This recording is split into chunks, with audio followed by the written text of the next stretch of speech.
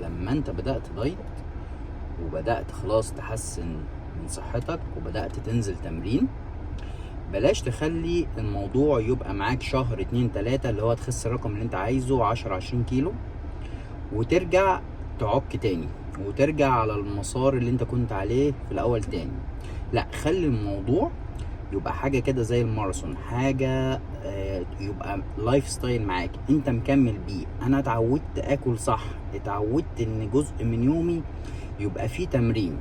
لان اغلب الناس بيبقى مثلا لما يبدأ عايز مثلا ايه في فترة الصيف مثلا عايز يظهر في اللبس كويس، فيجي عايز يخس 10 20 كيلو، فيضغط نفسه في التمرين ويضغط نفسه في الاكل ويبهدل نفسه، وبعد ما يخلصوا شهرين 3 يفرح والدنيا تبقى كويسة، بس للأسف بيرجع يعك في الأكل تاني ويرجع يبطل تمرين تاني، فبيرجع أسوأ من أول.